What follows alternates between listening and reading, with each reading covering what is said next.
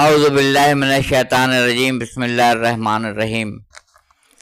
سید اقتدار علی خان، آپ میرا چینل سورہ نجف دیکھ رہے ہیں۔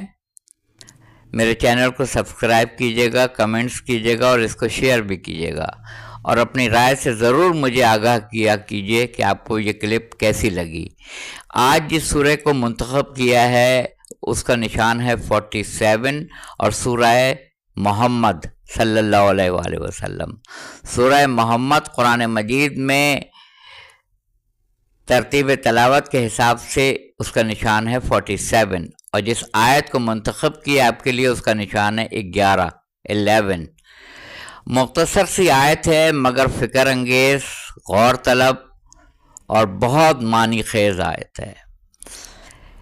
اللہ تعالیٰ ایمان لانے والوں کا مولا ہے۔ اللہ تعالیٰ ایمان لانے والوں کا مولا ہے۔ دیکھیں، قرآن مجید میں بہت سارے الفاظ ایسے ہیں جن کی تکرار بار بار ہوئی ہے۔ ولی، مولا، صاحب امر، راسخون فی العلم، اہل و ذکر، اوتی العلم، اولی الالباب، یہ سب سارے یہ القابات ہیں۔ ان کے اندر بے شمار مفاہیم پنہائے چھپے ہوئے ہیں۔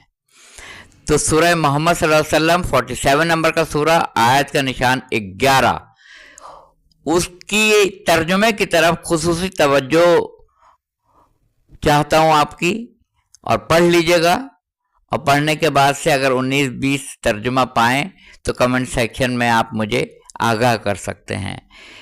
اللہ تعالیٰ ایمان لانے والوں کا مولا ہے اور کافروں کا کوئی مولا نہیں ہوتا۔ دیکھیے کتنی گہری بات اللہ نے کہی ہے۔ اللہ تعالیٰ مومنین کا، ایمان لانے والوں کا مولا ہے، اور کافروں کا تو کوئی مولا ہوتا ہی نہیں ہے۔ اگر اس آیت کو آپ غدیر خم کے اس میدان میں لے جائیں جہاں حج سے واپسی پہ رسول خدا صلی اللہ علیہ وآلہ وسلم نے پالان شتر کا ممبر بنوایا تھا، اور مولا کائنات امیر المومنین امام المتقین علی ابن ابی طالب علیہ السلام کو لے کر گئے اور سب سے پوچھا، کم و بیش 1,24,000 یا 25,000 صحابہ کرام رضوان اللہ تعالی آپ کے ہمراہ تھے، اور یہی کہا تھا جو آگے چلے گئے ان کو پیچھے بلاؤ، جو پیچھے ان کے آنے کا انتظار کرو، اور جو یہاں پر ہیں اس کڑکتی ہوئی دھوپ میں، جب سوا نیزے پہ سورج آیا ہوا ہے، سب یہیں کھڑے رہو، سب یہیں رہو۔ اور میں وہ بات اب کہنے جا رہا ہوں کہ اگر یہ بات میں نے نہیں پہنچائی تو اللہ تعالیٰ کی ناراضگی ہے، جیسے میں نے گویا کار رسالت کو انجام ہی نہیں دیا۔ تو سب نے اپنے اونٹ کے اوپر سے جو لکڑی کا کجاوا ہے اس کو ممبر بنایا، اور مختصر یہ کہ رسول خدا صلی اللہ علیہ وسلم اوپر لے گئے، مولا کائنات علی بن ابی طالب علیہ السلام کو اپنے ساتھ لے گئے اس بلندی پر۔ علی کا مطلب ہے اعلیٰ ہوتا ہے، بلند ہوتا ہے، پڑھ لیجئے گا۔ کہا میں کیا تمہارے نفسوں کے اوپر حاکم ہوں، مولا ہوں؟ پتہ چلا مولا کے معنی حاکم کا ہوتا ہے، گارجین، سرپرست۔ یہ لکھا ہوا ہے صحاح میں بھی، یہ میں اپنی طرف سے الفاظ نہیں بول رہا ہوں، پڑھ کے بول رہا ہوں۔ لوگ کہتے ہیں نا مولا کا کیا معنی ہے، دوست ہے، یہ ہے تو وہ ہے، اپنی طرف سے اپنی ذہنی اختراع کے حساب سے اس معنی نکالتے رہتے ہیں، مگر رسول خدا کا جملہ بتا رہا ہے صلی اللہ علیہ وآلہ وسلم کا، کیا میں تم لوگ کے نفسوں کے اوپر حاکم ہوں؟ حاکم ہوں، حکومت کرتا ہوں تمہارے نفسوں پہ؟ سب نے کہا یا رسول اللہ بالکل کرتے ہیں، بالکل آپ حاکم ہیں۔ اس کا مطلب ہے مولا کا مطلب ہے حاکم، گارجین، سرپرست۔ یہیں سے پروو ہو گیا۔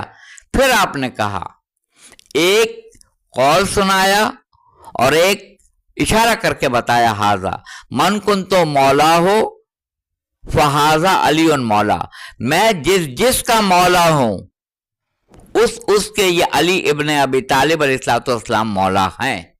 مولا کا مطلب ہے حاکم، سرپرست، نگہبان، گارجین، مولا کا یہ مطلب ہوتا ہے۔ تو آپ نے دیکھا اس آیت نے سورہ محمد صلی اللہ علیہ وسلم 47 نمبر کا سورہ آیت نمبر 11 نے ہی واضح کر دیا اللہ تمہارا مولا ہے، اور کافروں کا کوئی مولا نہیں ہوتا. جو مولا کائنات کو مولا ماننے پہ تیار نہیں ہے، اللہ کو کوئی فکر نہیں ہے اس چیز کی. اللہ نے کہہ دیا ہے کہ کافروں کا کوئی مولا ہوتا ہی نہیں ہے، کافروں کا کوئی مولا ہوتا ہی نہیں ہے. پڑھ لیجیے گا جا کے سورہ محمد کی آیت نمبر 11 میں. ولی اس کا مطلب بھی یہی ہے، مولا، حاکم، سرپرست، نگہبان، گارجین. اور ولی کا بھی مطلب یہی ہوتا ہے، اللہ تمہارا ولی، اس کا رسول تمہارا ولی، اور وہ صاحبان ایمان جو نماز کا قیام کرتے ہیں، نماز پڑھتے ہیں اور زکوٰۃ دیتے ہیں، وہ تمہارے ولی ہیں.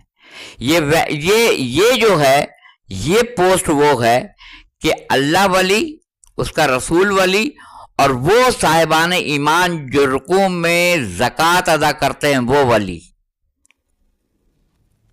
اپنی رائے دیجیے گا کمنٹ سیکشن میں، اور مجھے بتایا کیجیے گا کہ یہ ویڈیو آپ کو کیسی لگی.